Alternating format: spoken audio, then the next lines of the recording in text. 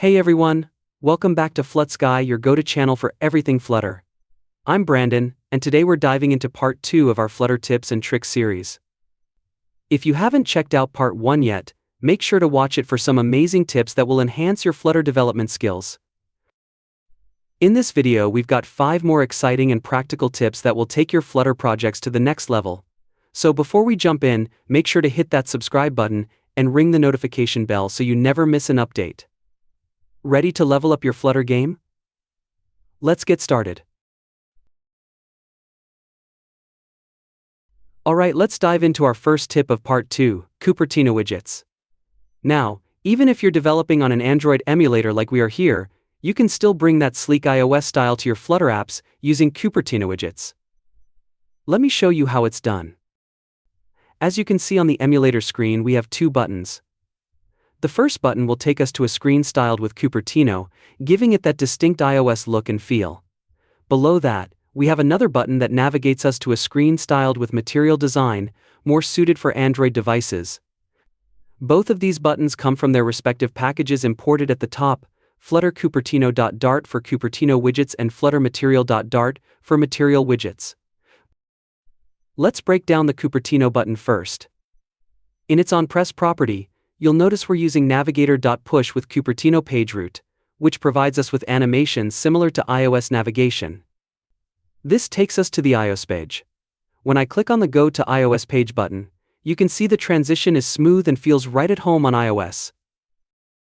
Now moving to the Material button below, it's similarly set up with navigator.push and Material PageRoute, navigating us to the Android page.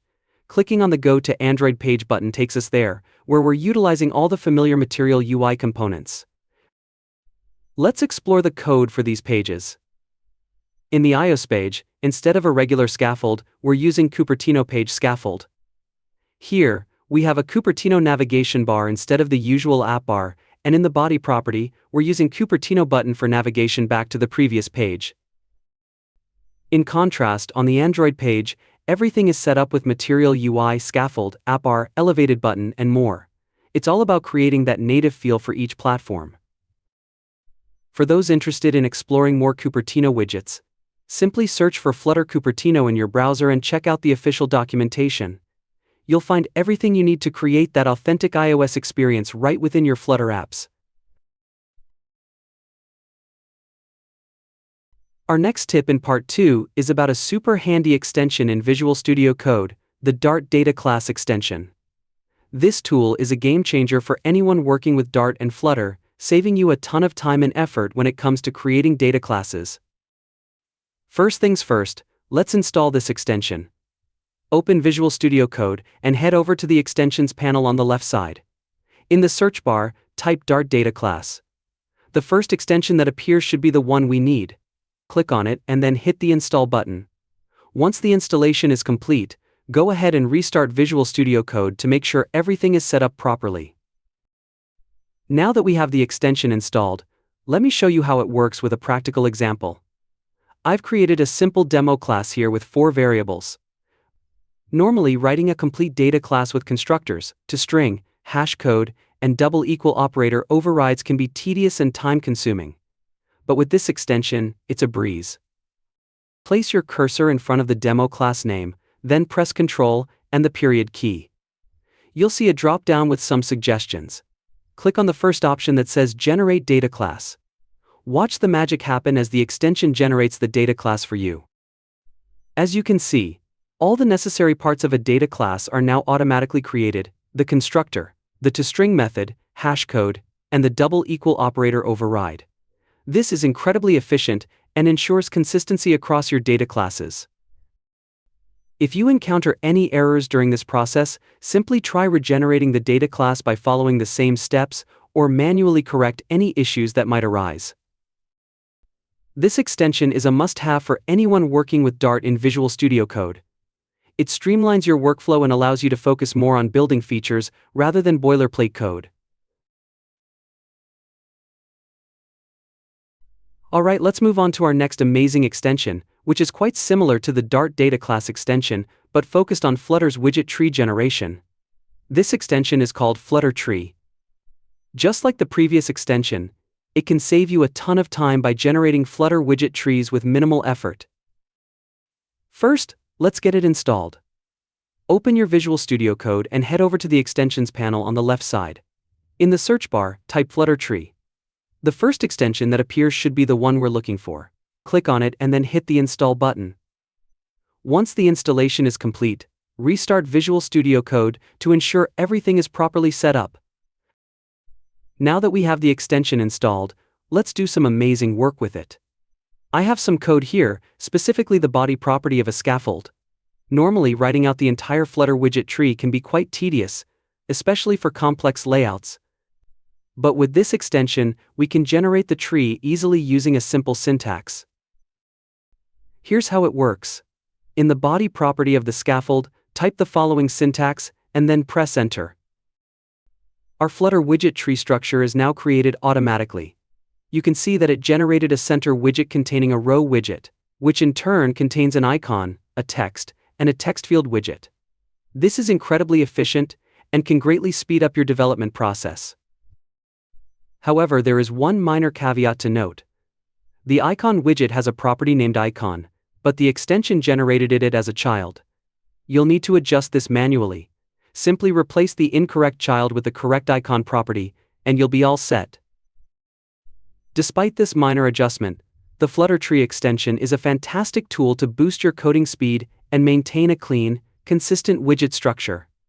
It's perfect for those who want to focus on building features rather than writing repetitive widget code. Alright, Flutter fans. Our next extension is Pubspec Assist, and this one is a real-time saver when it comes to managing your Flutter dependencies. Instead of manually adding each package to your pubspec.yaml file one by one, Pubspec Assist allows you to add multiple packages all at once. Let's dive in and see how it works. First, let's get it installed. Open Visual Studio Code and head over to the Extensions panel on the left side. In the search bar, type Pubspec Assist and click on the first result that pops up.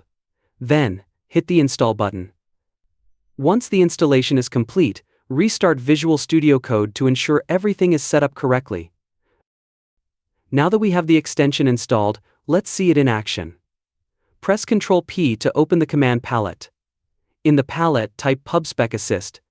You'll see a list of options. Select the first one, which should be Add Update Deb Dependency. We need to add 3 packages: provider, block, and dio. Simply type each package name separated by a comma, provider, block, dio, and press Enter. Watch as Pubspec Assist automatically adds these packages to your pubspec.yaml file. Open your pubspec.yaml file and scroll down. You'll see that the packages provider, block, and dio have been added with the latest versions. This extension is incredibly useful because it eliminates the need to manually type out each package and version, reducing the chances of making errors and saving you precious development time. That's it for this tip. With Pubspec Assist, managing your dependencies has never been easier. Try it out and streamline your Flutter development workflow. Our final extension for this video is another great tool to reduce your development time: awesome Flutter Snippets. While Flutter already provides some amazing snippets by default, this extension takes it a step further by offering even more easy-to-use Flutter snippets. Let's get it installed and see how it works.